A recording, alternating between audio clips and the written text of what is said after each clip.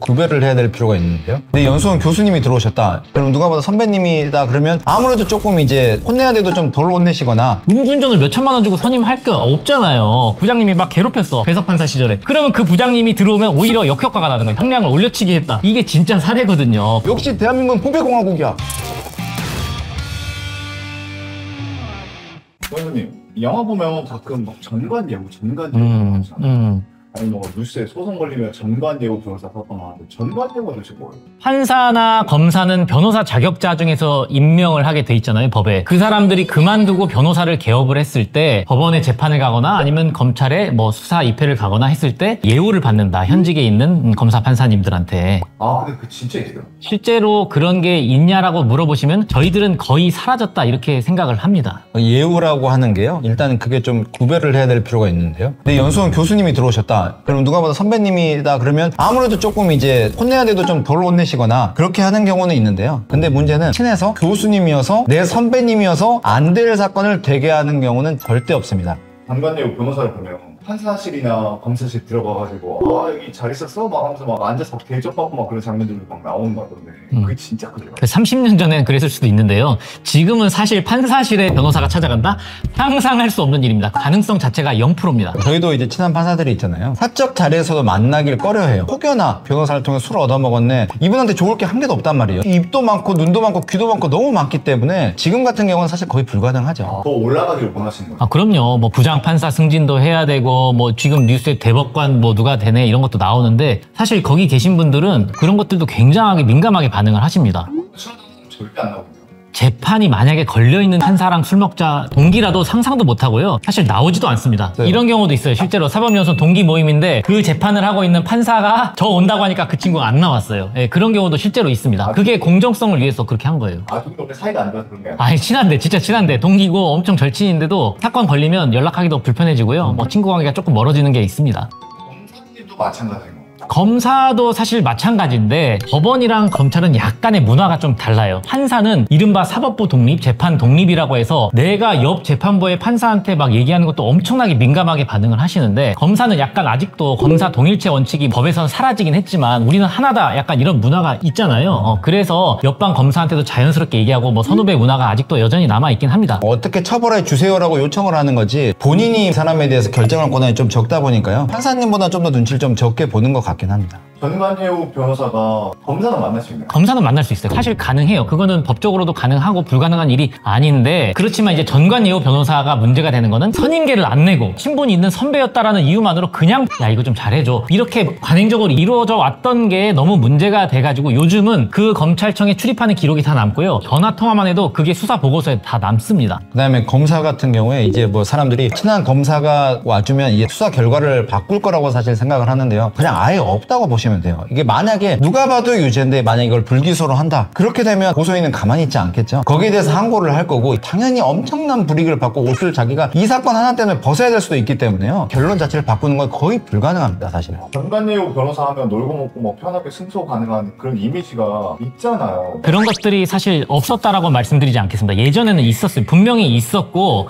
그런 것들이 하도 문제가 돼서 검사와 뭐 변호사 간의 로비 청탁에 의한 뭐 형사사건도 처벌받은 사례들도 있고 막 그런 것들이 많이 불거지다 보니까 요즘은 제도라든지 이런 것들이 엄청나게 바뀌었어요. 검사실에 찾아가는 것도 다 기록에 남는다니까요. 나중에 수사 기록 떼보면 공판 기록에 찾아와서 이렇게 면담을 했다라는 게 다 증거로 남기 때문에 그게 검사의 인사고과에도 불이익이 있을 수 있고 거의 많이 사라졌다. 예전에 있었던 게 영화에서 다뤄지고 있기 때문에 의뢰인들은 그런 게 여전히 있는 거 아니야? 라는 잘못된 믿음을 갖고 있다고 생각합니다. 의뢰인도 뭔가 희망의 주기를 잡고 싶어요. 사건을 맡으면서 의뢰인분한테 가장 사실 괴로운 얘기가 변호사님 믿습니다거든요. 저희는 재판 영역은 종교 영역이 아니라고 생각을 한다. 믿음의 문제가 아니라 결국 논리적으로 해결하는 거가 중요하다고 생각을 하는데요. 뭔가 정관이라면 이 사건 판사랑 얘기해가지고 뭘 해줄 것 같아.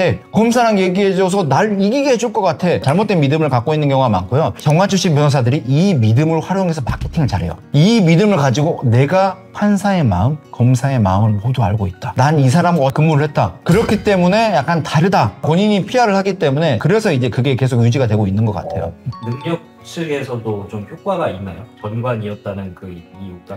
그게 효과가 없는 경우가 훨씬 많은데 사실 옷을 벗은 지 몇 년이 지났고 사실 그 판사랑 직접 근무해 본 적도 없는 경우라면 아무런 영향이 없거든요. 의뢰인들한테는 뭐라고 얘기하냐면 같은 법원에서 근무를 했기 때문에 내가 같은 검찰청에서 있었기 때문에 잘한다 라고 하면서 이제 마케팅을 하니까 안 그래도 지푸라기라도 잡고 싶은 뭐 그런 마음이 들 거 아닙니까? 그런 마음을 이용을 하는 건데 검증해보세요 여러분. 절대 그런 일 없습니다. 친분관계를 이용한 것은 사실 거짓말이라고 보면 되고요. 혹여나 친분관계가 있더라도 그거는 전혀 먹히진 않아요. 일단 그거는 구별을 해야 돼요. 그런데 본인의 경험을 강조하고 이걸 내가 어떠한 사건을 다뤄봤기 때문에 이건 할 수 있다. 그거는 믿을만 합니다. 그래서 항상 판결문이라든지 결정문을 저희가 확인을 해보시라고 말씀을 드리는 게 판사든 검사든 모든 사건을 다뤄보고 재직을 하는 건 아니거든요. 그 사건을 직접 다뤄보지 않았을 수도 있어요. 그런 것들은 한번 검증을 해보시는 게 좋습니다. 결국에 비용이겠죠. 어마어마하게 비싸단 말이에요. 큰 돈이 아니다. 그러면 그래 혹시 모르니까 이 정도를 믿어볼 수 있겠지만 그게 아니라 수천만 원 거의 몇 억에 가까운 돈을 해야 되는 경우도 있기 때문에 그게 문제라는 거죠.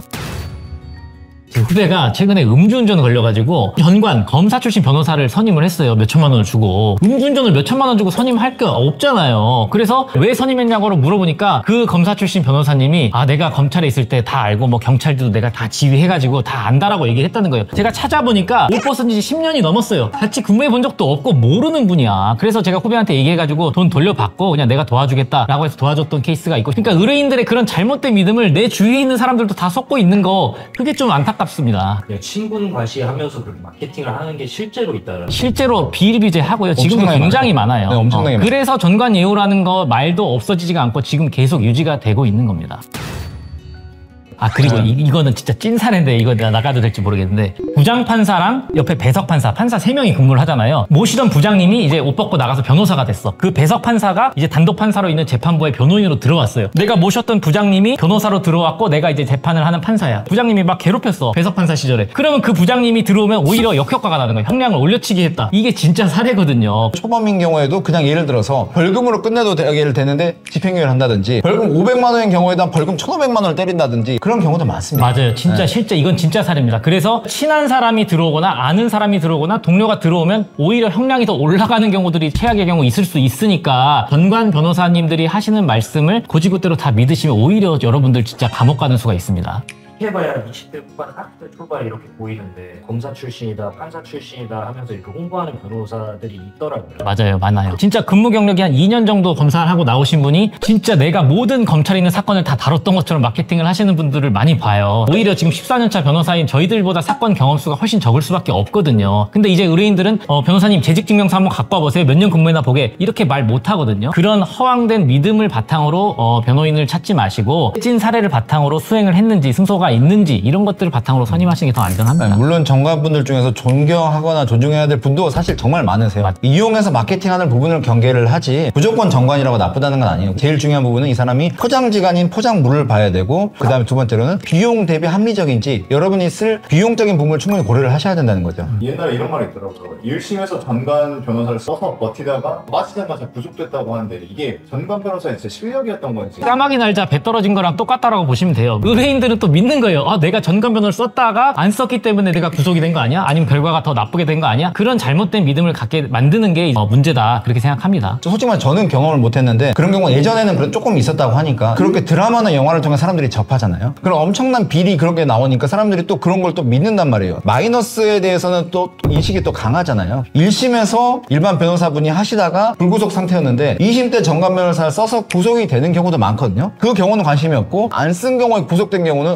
이거는 전관이 힘인가 보다, 내가 봤던 드라마에서 이 장면이 그대로 나왔어, 역시 대한민국은 부패공화국이야, 약간 그렇게 되는 거예요. 전관 변호사랑 재판해보신 적 있으세요? 저는 사실 개인적으로는 고마우신 분이기도 해요. 그 부동산 사건을 지금 가장 많이 하고 있는 원동력 중에서 하나가 김앤장 다음으로 가장 큰 광장이라는 회사가 있어요. 변호사만 거의 수백 명이 되는 회사인데, 거기서 고등법원에서 부장판사를 지내고 나온 에이스 변호사를 이제 출격을 시킨 거예요. 그 단체 소송에서 대법원 판례가 한 개도 없었던 사건이에요. 그때는 정말 드라마 속에 나온 변호사처럼 막 거의 정말 감정적으로 토를 하면서 그 사건에서 연달아서 6개를 이기고 그 다음에 대법원 판결까지 받으면서 판결이 만들어지니까 기사나 언론에서 나오고 전국에 있는 모든 상가에서 이제 연락이 오는 거예요. 그때부터. 그렇게 돼서 이제 부동산 사건을 하고 있는 거여서 저한테는 정말 감사한 분이죠. 이분 덕분에 사실 자신감도 많이 생겼고. 전관 변호사님이랑 했던 실제 사례 하나 말씀드려볼게요. 1심에서 형사사건 제가 1심 변론에서 무죄를 받았어요. 검사가 항소를 해서 항소심이 진행이 되거든요. 뭔가 분위기가 심상치가 않아요. 1심이 뒤집힐 수도 있겠다라는 그런 위기감을 의뢰인께서 느끼셨어요. 그래서 그때 부장판사 출신 전관 변호사님을 선임을 해서 이제 같이 저랑 공동 변호를 진행했던 케이스입니다. 여기서 제가 말씀드리고 싶은 건 뭐였냐면 이게 항소심 공판기일만 27번을 했어요. 2년 넘게 항소심을 진행했던 케이스였는데 그 부장판사 출신 변호사님은 이거 인정을 하고 합의를 하자라고 얘기를 하셨었어요. 근데 저는 이거는 무조건 무죄가 맞다. 법리적으로 검토를 해보니 이거는 무죄가 확실하다라고 제가 변론 방향을 1심부터 했기 때문에 결국은 검사가 제출을 의도적으로 안 했던 증거를 찾아냈거든요. 그래서 그거를 법원에 현출을 시켜가지고 최종적으로 무죄를 받고 대법원에서도 무죄가 확정된 판례가 있습니다. 전관 변호사님들이 실력이 없다라는 게 아니에요. 사건을 보는 관점이라든지 이런 것들은 더 집요하게 보는 변호사가 더 정확할 수 있다. 만약에 자백을 했으면 그분은 지금 빨간 줄 전과 기록이 남았을 건데 형사 보상 청구까지 해서 변호사 비용까지도 다 돌려받으셨거든요.